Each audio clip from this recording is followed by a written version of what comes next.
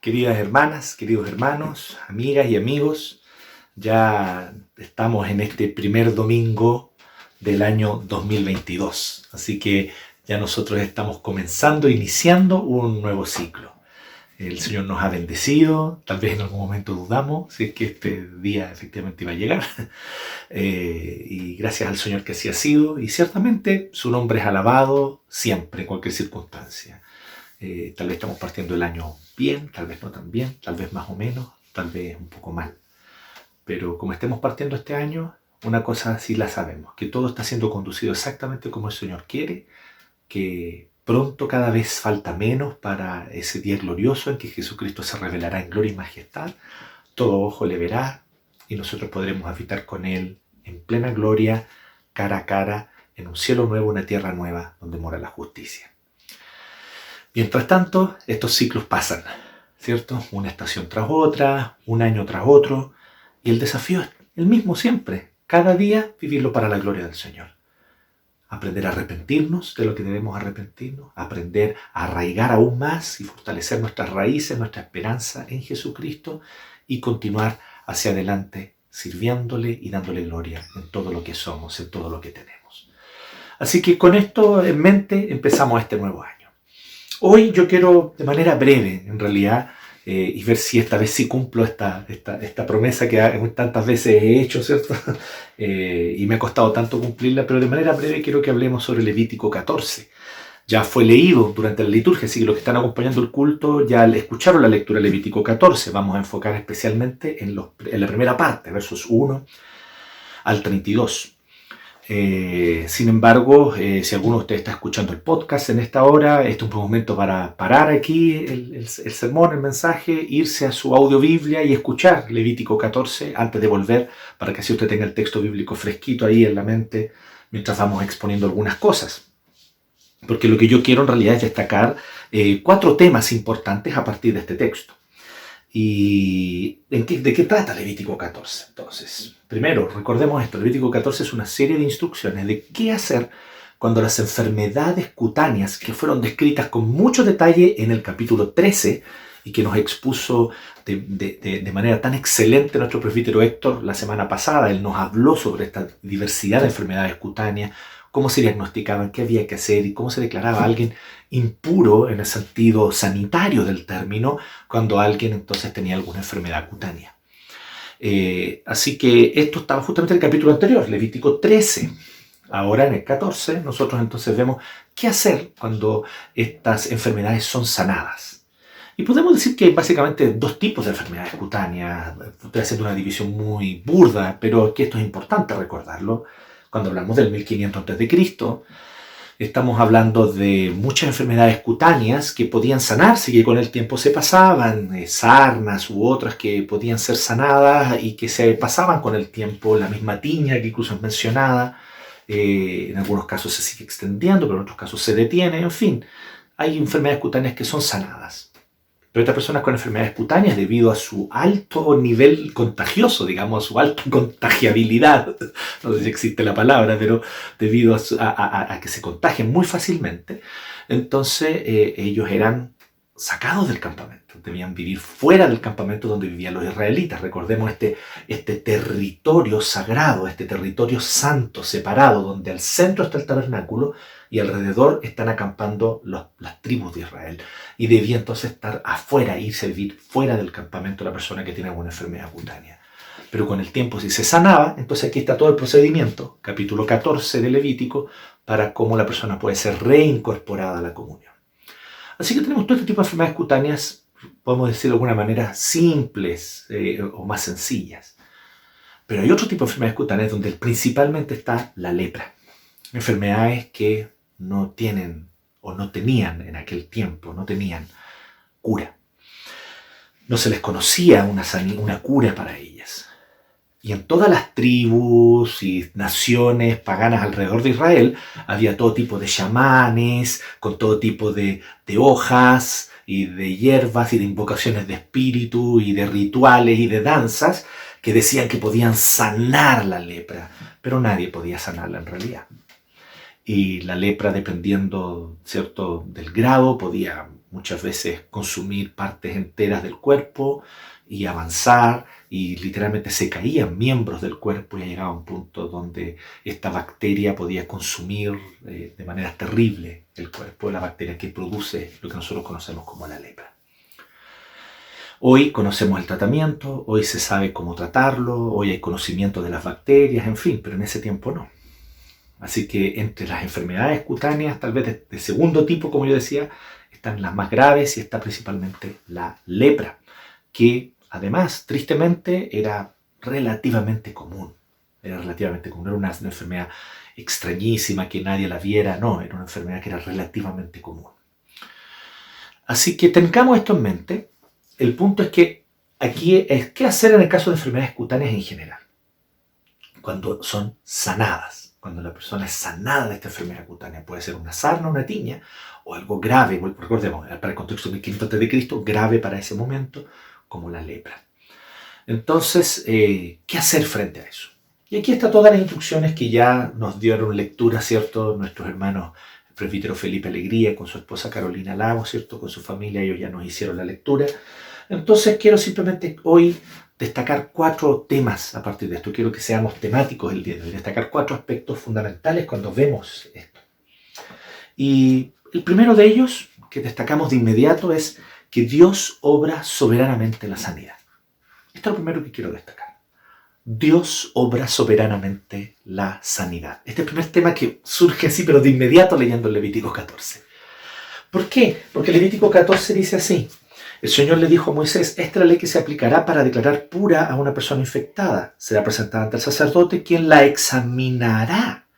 ¿Para qué? Mira lo que dice, para que el sacerdote compruebe, estoy leyendo el verso 3, que la persona infectada se ha sanado de su enfermedad. Ningún sacerdote sanaba. No hay absolutamente ninguna instrucción para sanar enfermedades cutáneas, para sanar la lepra. No existe. Bueno, en el caso de la lepra no existía tratamiento conocido en ese tiempo, por lo tanto era una enfermedad que era considerada incurable.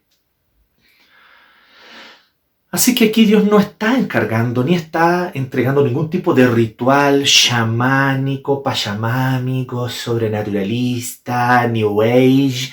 No, Dios no está haciendo eso. Aquí una vez más, siguiendo la rigurosidad de un Dios soberano, que creó el mundo natural para su gloria, entregándole leyes que han de ser por nosotros exploradas, descubiertas, conocidas, ¿cierto? A medida que la ciencia avanza, glorificamos a Dios como seres humanos, a medida que permitimos que medicamentos, que ciertas curas, que vacunas vayan surgiendo, Dios es glorificado con esas vacunas, con esos medicamentos. El avance científico es una manera de explorar las causas y efectos de todas estas leyes naturales que Dios entregó en la creación. Pero aquí Dios no está hablando de ningún tipo de ritual o forma mágica para sanar nada ni a nadie. Es más, Él ni siquiera está aquí cuestionando el tema de si puede o no puede haber un tratamiento médico, que tal vez lo pueda haber. Dios no lo está ni siquiera prohibiendo ni impidiendo, que no está diciendo no busquen sanar la enfermedad. En ningún caso Levítico dice eso. En toda la Torá en ningún caso dice eso. Lo único que se dedica es lo siguiente: el sacerdote debe identificar si alguien está enfermo. Estas son las señales totalmente médicas, racionales. ¿Se fijaron en el sermón de la semana pasada del presbítero Héctor?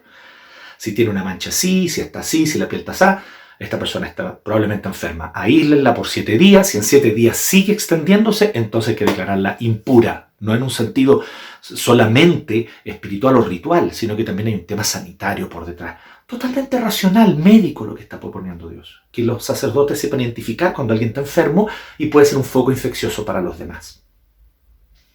Ahora aquí nos dice, cuando alguien es sanado, ¿cómo fue sanado? Tal vez un profeta poderoso del Señor oró por él. Tal vez. Tal vez su familia simplemente de manera sencilla clamaron al Señor y el Señor sanó. Tal vez una abuelita dijo, mira, ¿sabes qué? Para eso que tú tienes ahí en la piel, esa sarna, te recomiendo que te eche esto, que te eche esto otro, y eso tal vez te va a sanar. Y la persona se echó esos ungüentos, tal vez a base de algunas cositas naturales, no lo sabemos. Y sí le funcionó en este caso, ¿sí? Sí le funcionó y la persona se sanó, tal vez.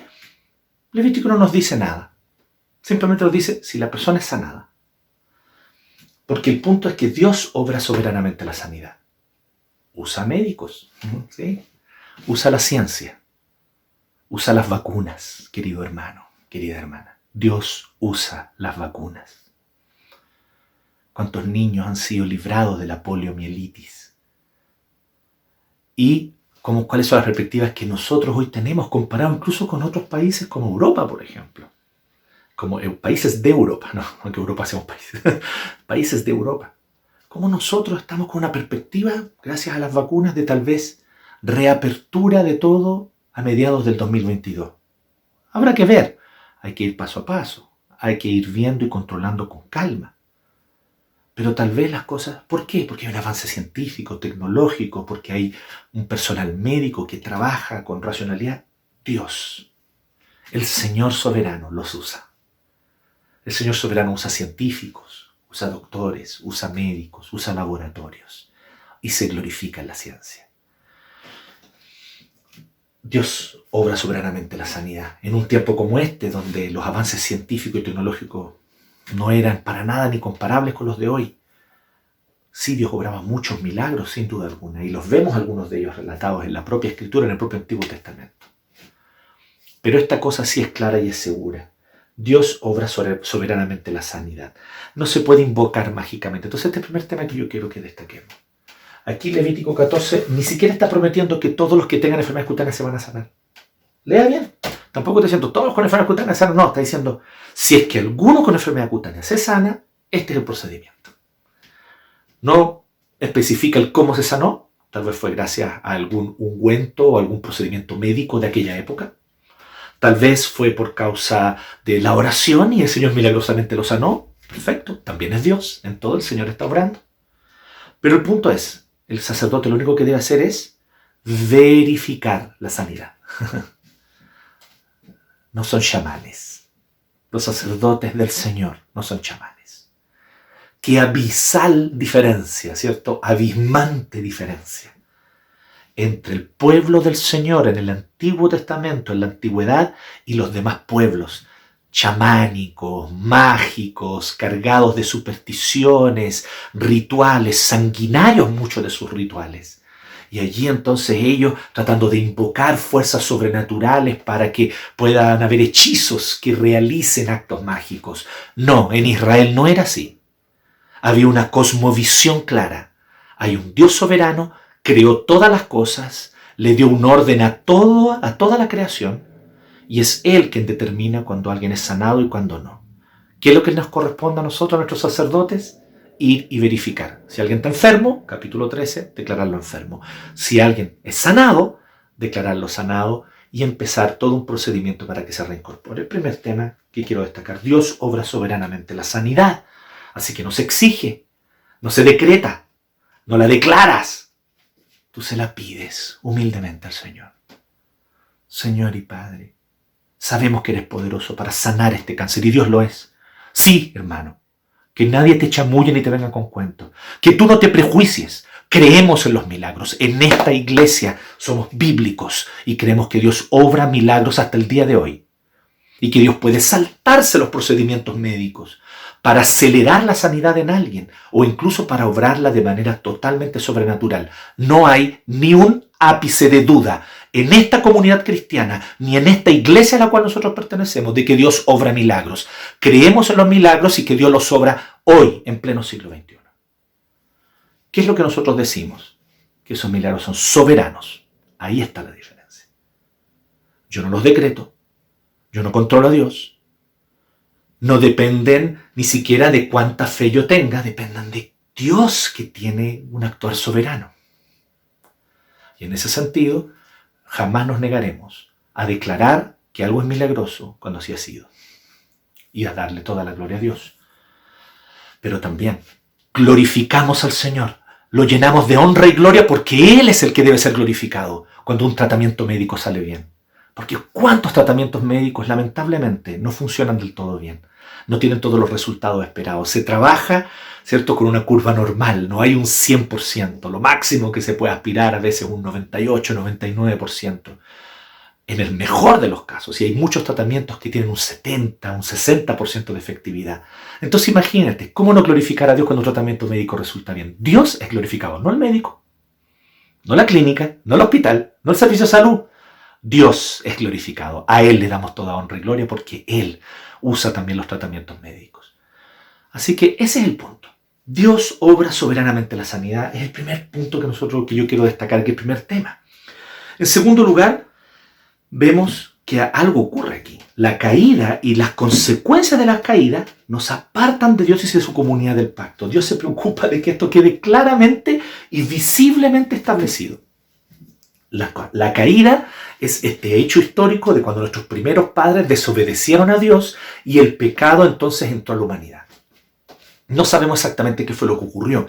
Yo no puedo explicarte exactamente y con precisión qué fue lo que pasó, pero una cosa sabemos, la creación se echó a perder. Algo muy malo pasó allí.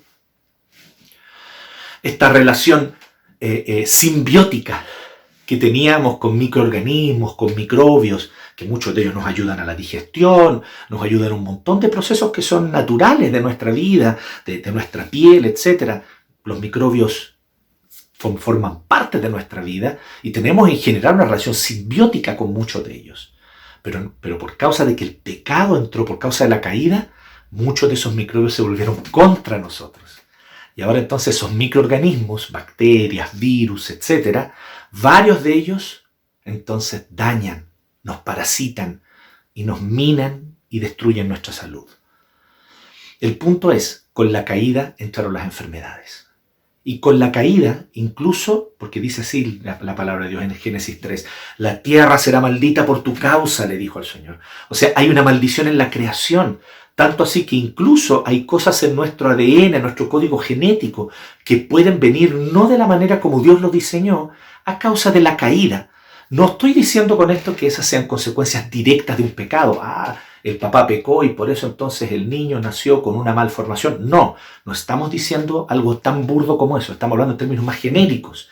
La caída hizo que el pecado entrara al mundo y con esa entrada del pecado al mundo, a la creación, también muchas cosas se vieron dañadas, torcidas, y hoy día hay una serie de condiciones con las que muchas personas incluso nacen y que son condiciones que no son parte del diseño original de Dios, pero son condiciones con las cuales debemos aprender a vivir. Y yo les doy un ejemplo mío aquí directo.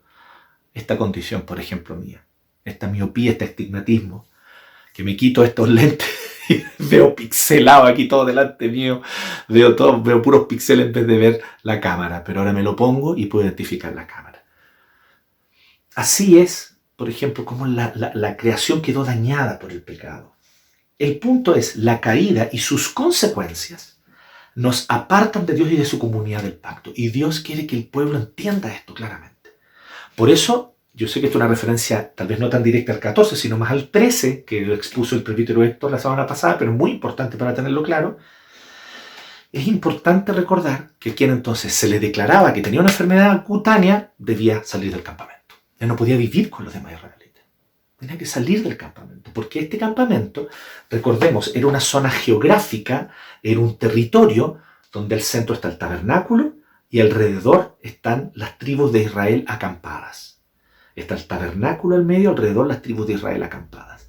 Así, entonces, la persona que tiene una enfermedad cutánea tiene que salir del campamento y no puede entonces más vivir con los demás. Dios está claramente enseñando una cosa. Dios está dando una señal visible, clara. La caída y sus consecuencias nos apartan de Dios y también nos apartan de su comunidad del pacto. Y aquí evidentemente está el caso de una enfermedad contagiosa de la piel, que no existiría si no hubiese pecado, si no hubiese entrado la caída, ¿cierto? Pero ¿cómo esto entonces hace que la persona se aparte? ¿Cómo hay consecuencias impensadas de nuestro pecado? Consecuencias impensadas. Las cuarentenas son consecuencias del pecado. En un mundo sin pecado no hay cuarentenas. ¿Sabías esto? Sí. Un mundo sin pecado, no afectado por la caída, nunca habría habido y nunca habrían cuarentenas. Porque no habrían enfermedades contagiosas. Pero la razón por la que hay cuarentena es porque estamos en una condición caída. Entonces, esa cuarentena que ha dañado tanto nuestra salud mental, que ha traído a muchos de nosotros, ¿cierto? Un tiempo difícil de estrés, a muchos de depresión, ¿cierto? Ansiedades muy difíciles de enfrentar. Este tiempo de cuarentena tiene que ser un recordatorio para ti, mi hermana, que habitas un mundo caído. Para ti, mi hermano, que habitas un mundo caído. Así que recordemos esto, este segundo tema que se levanta a partir de este texto. Un tercer tema que se levanta a partir de este texto es que Dios envía a sus representantes para buscar a los apartados. Este tercer tema me llama mucho la atención porque cuando dice al inicio, dice así, que el sacerdote examinará a la persona fuera del campamento. Entonces, primero hay una primera parte donde el sacerdote va y la examina fuera del campamento y después una segunda parte donde la examina adentro, no solamente adentro del campamento, sino ya adentro del patio del tabernáculo, ya en el centro de este territorio santo, donde están las tribus acampadas alrededor y el centro del tabernáculo. ¿Se recuerdan? Entonces ahora lo invita acá. Pero esa es la segunda parte. La primera parte es afuera. ¿Qué significa esto? Que este sacerdote tenía que ir cada cierto tiempo a hacer una ronda fuera del campamento a ver cómo estaban los que habían tenido enfermedades cutáneas. Entonces salía fuera del campamento y los iba a ver. Hola, hola, ¿cómo están? ¿Cómo va? Muéstrame su llaga, muéstrame. Y de repente alguien venía y decía, sacerdote, mire, ¿se acuerda que yo tenía unas manchas acá? ¿Se acuerda que yo tenía una tiña? ¿Se acuerda que yo tenía, no sé, una sarna, lo que fuera? Mire, mi piel está buena de nuevo, la veo buena, ¿la puede revisar? Y entonces el sacerdote tenía que ir afuera del campamento. Porque recuerden, estas personas estaban prohibidas de entrar al campamento. Así que no era como, oh, estoy sanado, puedo volver a entrar. No podía volver a entrar. Él no se podía autodeclarar limpio. Tenía que quedarse afuera. Y tenía que ir el sacerdote afuera a verlo donde estaba. Entonces el sacerdote salía. Muy probablemente, ¿qué tenía que hacer el sacerdote?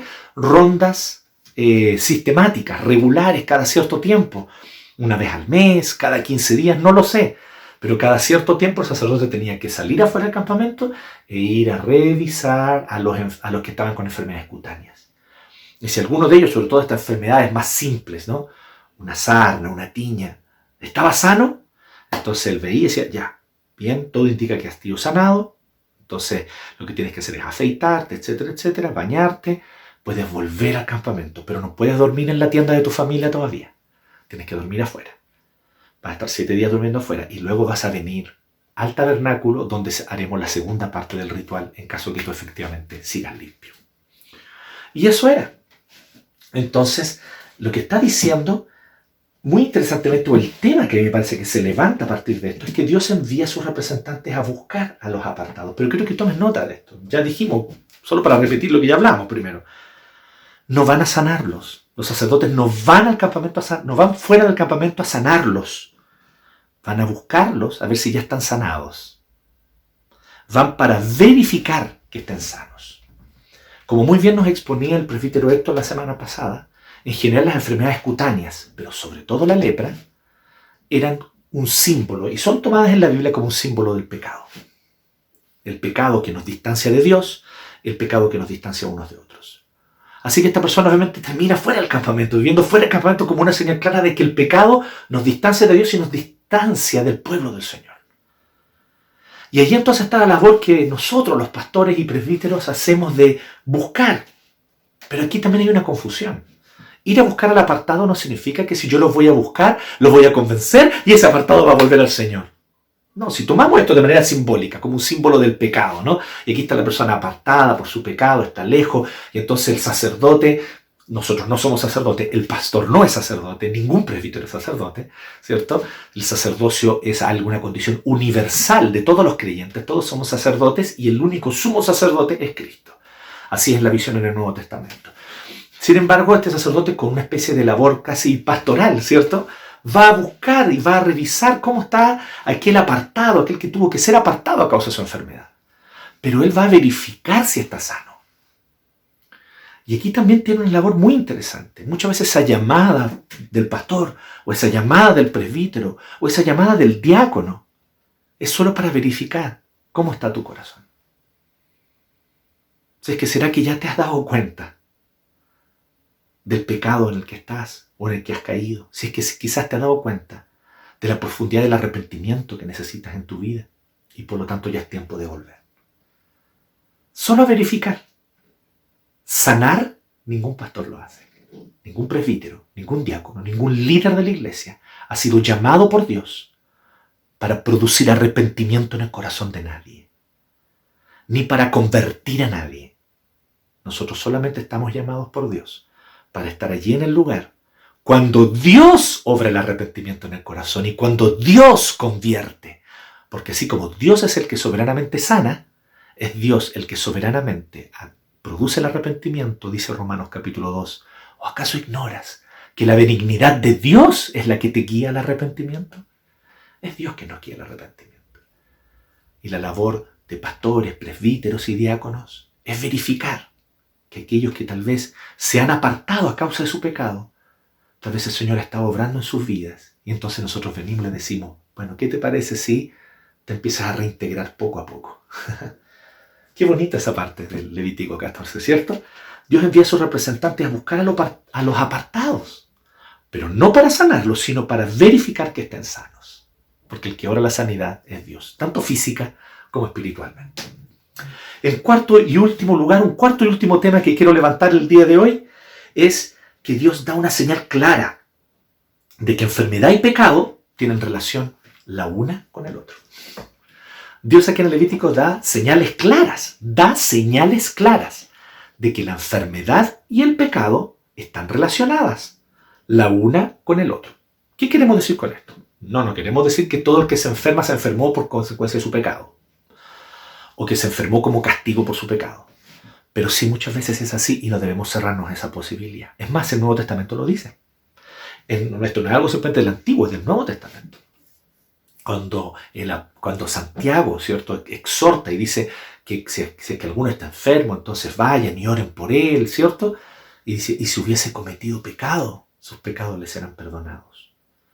O en 1 Corintios 11, donde incluso hablando sobre el tema de la cena del Señor, ahí dice que hay personas que pueden estar enfermas a causa de haber comido y bebido la cena del Señor indignamente, o sea, a causa de su pecado de arrogancia, de comer y beber la cena del Señor sin un corazón arrepentido.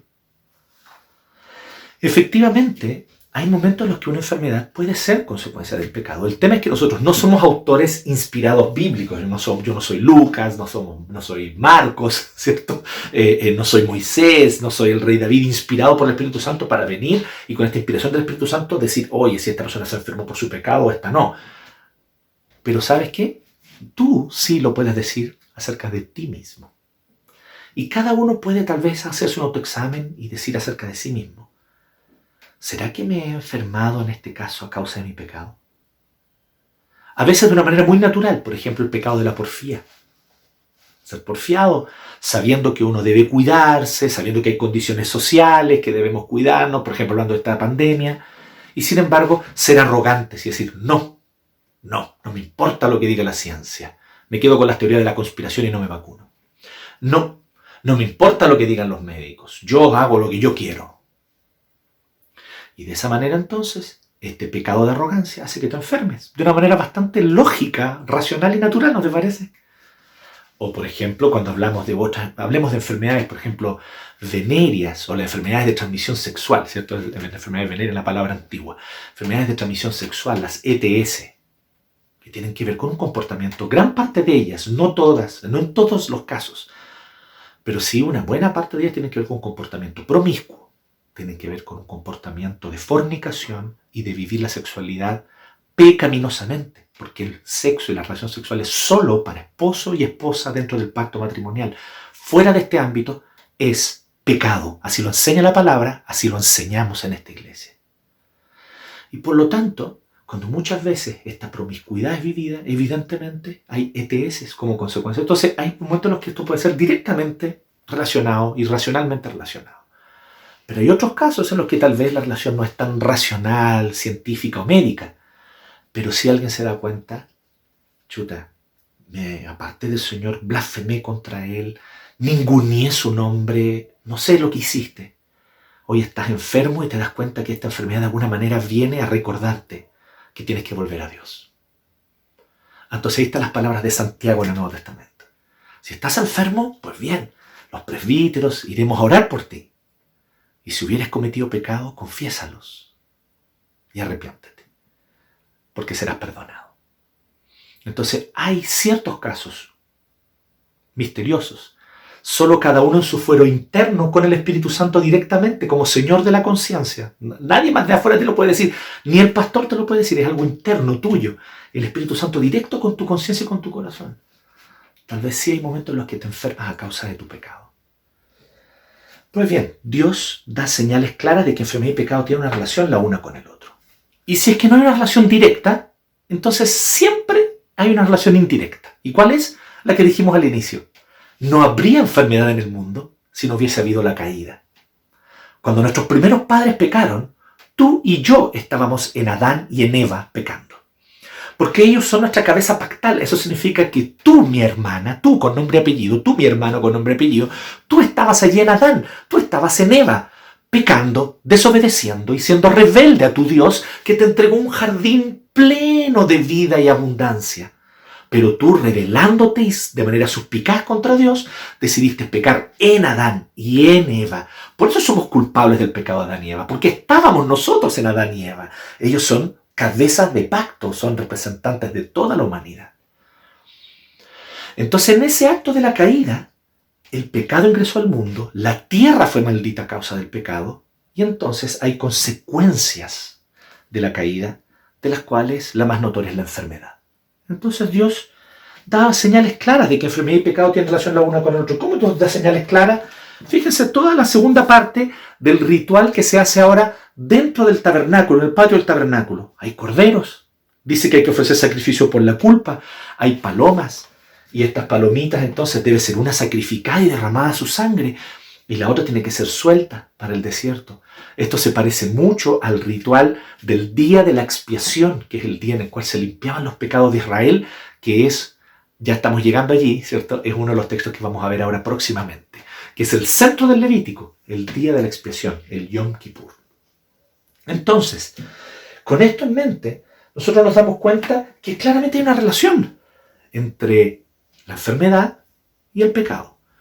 A veces directa, a veces no tan directa, otras veces indirecta, como este caso que yo les digo, por causa de la caída existen las enfermedades, de manera genérica. Pero sea como sea, hay una relación. Entonces aquí es donde viene lo interesante. Cuando esta persona era sanada, tenía que ir y presentar sacrificio. Un cordero era degollado, su sangre era derramada. Tenía que ir y presentar 2 palomitas. Una de ellas era degollada y esa sangre mezclada con agua pura, y entonces la persona lo aspergía. Un hisopo es como aquello, no sé si se acuerdan los más antiguos, que se usaba para ponerse crema de barbear, ¿cierto? Crema para afeitarse, y se echaba uno con un hisopo antiguamente, este jabón, ¿cierto? Y se producía una espuma. Entonces eso, por ejemplo, es un tipo de hisopo. El hisopo es algo para arrojar. Y se arrojaba entonces esa agua con sangre mezclada, se le arrojaba encima a la persona y la persona era aspergida. Y de esa manera era limpiada, era purificada de su pecado de manera simbólica. Por eso entonces nosotros vemos que la aspersión es una forma muy común en todo el Antiguo Testamento. Tú vas a ver siempre que los sacerdotes están aspergiendo, están lanzando agua sobre, no están sumergiendo. Y todo el tiempo esa aspersión, en la traducción griega del Antiguo Testamento, se usa la palabra baptizo. Por eso, si alguien a ti alguna vez te enseñó que la palabra griega baptizo significa sumergir, lamentablemente te mintió, porque eso no es así. Tal vez te mintió sin saberlo, sin quererlo. Tal vez la misma persona sinceramente dijo algo que creía que era así, no, pero lamentablemente no lo es. Baptizo es una palabra griega que significa simplemente lavar, y que muchas veces en toda la traducción griega de la Torá, baptizo se utiliza para la aspersión, para el lanzar agua o el lanzar sangre o el lanzar agua con sangre, como en este caso. Así que se lanzaba para declarar algo limpio. Por eso nosotros así bautizamos a nuestros niños, les derramamos agua encima. Les aspergimos agua, les derramamos agua, porque así es como en todo el Antiguo Testamento, y eso se mantiene hasta el Nuevo, se realiza el ritual de la limpieza de algo o de alguien. Pero mi punto es, cerrando este paréntesis sobre el tema del baptizo, de la aspersión, mi punto es que Dios claramente está mostrando una señal clara que le quedaba aquí grabada al israelita. Tiene que derramarse sangre. Pero yo me enfermé nomás, ¿por qué? Pero siempre la enfermedad está relacionada con el pecado.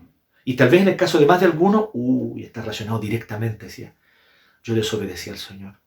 Yo fui e hice lo que no debía haber hecho, me fui a mezclar con los paganos, o toqué un cadáver y no me lavé, en fin, y así fue como me contagié. Fui desobediente.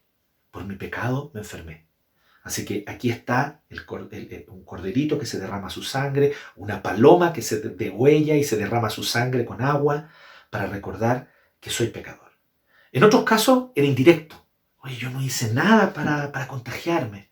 Pero una cosa sé, habito en un mundo lleno de pecado, habito en un mundo afectado por el pecado, habito en una creación afectada por el pecado, yo mismo estoy afectado por el pecado y por eso me enfermo. Así que no está de más recordar que soy pecador. Entonces se degüella el corderito, se degüella la paloma. E incluso se establece un ritual para los pobres. El que no pueda pagar esto puede hacerlo de esta otra manera y le sale mucho más barato. Incluso en la comunidad de Israel, para que lo sepan, había muchos que donaban los corderitos o donaban para que los pobres pudiesen hacer su sacrificio. Qué hermoso eso, ¿no? Para que así nadie se quedara sin hacer su sacrificio. Así nosotros vemos, por lo tanto, que Dios da señales claras de que enfermedad y pecado tienen relación la una con la otra. Vuelvo a decirte, no siempre directa, a veces sí directa, pero otras veces indirecta. ¿Qué es lo interesante de esto, querido hermano? Para que vayamos concluyendo. Como nosotros vimos, las enfermedades cutáneas comenzaron a ser asociadas cada vez más como un símbolo de pecado, pero especialmente la lepra, que era la enfermedad cutánea peor de todas en ese tiempo, porque no tenía cura. Era una enfermedad que no se conocía cura para ella, no se conocía tratamiento. Y además es muy terrible porque es muy fea, es una enfermedad cutánea especialmente fea, porque hace que la carne quede ahí expuesta, viva, se empieza a carcomer partes de la carne y algunos incluso en su estado más grave empiezan a perder miembros. Pierden dedos, pierden orejas, pierden la nariz, dependiendo de dónde tengan afectada la lepra. Muy compleja la lepra, era muy compleja y por lo tanto era un símbolo de impureza también espiritual, de pecado. ¿Qué es lo interesante, querido amigo? No hay un único registro de que esta ley de Levítico 14 se haya usado en todo el Antiguo Testamento. En el Antiguo Testamento tenemos el caso de Naamán, un hombre extranjero que es sanado de lepra por el profeta Eliseo, pero era un hombre extranjero y Eliseo le da algunas instrucciones, pero lo envía de vuelta a su nación. Entonces, él no tiene que hacer este ritual de Levítico 14. Así que este ritual de Levítico 14 fue utilizado muchas veces para la sarna, fue utilizado muchas veces para la tiña, fue utilizado muchas veces para otras enfermedades cutáneas, pero para la lepra no hay ni un registro de que haya sido utilizado para la lepra. Hasta el Nuevo Testamento. En Mateo capítulo 8 nos cuenta que Jesús, después del sermón de la montaña, su sermón más famoso, él va descendiendo, una gran multitud está alrededor de él y de repente aparece un leproso. Qué misterioso esto, ¿cómo el leproso pudo pasar entre medio de la multitud? Pero pasó entre la multitud probablemente ocultándose con una capa para que no lo vieran las señales, la carne expuesta, y él vino y se acercó a Jesús. Y allí se descubrió probablemente ya delante de él y dijo: Señor, si quieres, puedes sanarme. Y entonces dice que el Señor lo tocó. Sí quiero, le dijo. Y lo tocó. ¿Qué es lo interesante? Que Jesús no necesitaba tocar para sanar. Te quiero decir este dato, ¿ya? Sí, a veces Jesús tocaba para sanar, pero muchas veces no lo necesitó. Y de hecho, el mismo capítulo 8 de Mateo dice al final que Jesús expulsaba demonios y sanaba enfermos con su palabra. Él declaraba a alguien sano y sanaba porque Él es Dios. Él sí puede declarar. Tú y yo no, viles criaturas, no podemos. Pero Él es el creador, Él sí. Él declara y decreta. Tú y yo no. Es una patudez que tú y yo decretemos. Bueno, así que Él viene y sana con su palabra. ¿Y por qué Él viene y lo toca? Casi transgrediendo la ley, porque no se puede tocar a la persona que está enferma. Pero lo toca porque Cristo es todo lo contrario, en un cierto sentido, es todo lo contrario de lo que nosotros somos en este mundo. Nosotros somos sujetos que son totalmente contagiados por otros. Nosotros somos, objetos totalmente contagiables. Somos objetos contagiables. Yo toco a un leproso, esa lepra viene a mí. Si yo toco a un enfermo, esa enfermedad me puede contagiar. Si yo estoy en contacto con alguien que tiene una enfermedad respiratoria y estamos respirando el mismo aire y esos aerosoles que salen porque estamos sin mascarilla, pues bien, entonces esa enfermedad, ese virus va a venir a mí. Yo soy un objeto de contagio, de contagiabilidad, soy un objeto contagiable. Pero Jesús es un sujeto de sanidad. Ahí está la diferencia. Jesús sí puede tocarlo. Y Jesús lo toca, no para sanarlo, porque después le dice, quiero, sé limpio. Y cuando le dijo eso, al instante fue sanada su lepra. Entonces, ¿por qué lo tocó? Para recordarle que él sigue siendo imagen y semejanza de Dios. Sí, estás con lepra, pero sigues siendo valioso. Sí, estás con lepra, pero yo te sigo amando. Sí, estás con lepra, pero sigues siendo reflejo de la gloria del Creador. Así que yo te toco y te hago sentir valioso como individuo, como persona. ¿Y qué dice después Jesús? No le digas a nadie, le dice. Ya había una multitud que vio esta cuestión aquí. Pero dice, no le digas a nadie. Ve al sacerdote y presenta la ofrenda que estableció Moisés para los que se sanan de enfermedad cutánea. Y aquí yo me pongo a imaginar la cara de ese sacerdote que le tocó recibir a este ex leproso. Si a lo mejor fue el mismo sacerdote que le decretó la lepra, a lo mejor ponte tú, aquí yo estoy imaginando, esto ya es pura especulación, la Biblia no nos dice nada de esto. Pero venir, oye, yo hace un año, hace 2 años, yo te decreté leproso, yo te revisé la llaga y era lepra. Y te vimos leproso, cómo la lepra avanzaba en tu cuerpo. Y ahora vienes sano, con la piel como potito de guagua. ¿Qué te pasó? Qué tremendo testimonio. Jesús de Nazaret me sanó. Él solo dijo, sé limpio. Y al instante mi lepra desapareció. Pues bien, presenta tu corderito, presenta tu palomita, la vamos a mezclar su sangre con agua, te voy a aspergir para declararte ritualmente puro y todo el ritual del Levítico 14. Y la vamos a cumplir contigo. Pero ¿cómo eso habrá tal vez encendido el corazón de ese sacerdote? A lo mejor esperamos que sí. Porque después en el libro de Hechos nos enteramos de sacerdotes que llegaron a la fe de Cristo, llegaron a la fe de Jesús. Tal vez este fue uno de ellos, no lo sé. Que vio el poder de Jesús para sanar. Y tal vez vio y presenció y tuvo el privilegio de presenciar la única vez que esta ley del Levítico 14 se aplicó a un leproso. Tal vez, no lo sabemos. Pero una cosa yo sí sé, y es con lo que quiero terminar el día de hoy. Sí, querido hermano, tu pecado es como una enfermedad horrible, contagiosa y sin cura humana.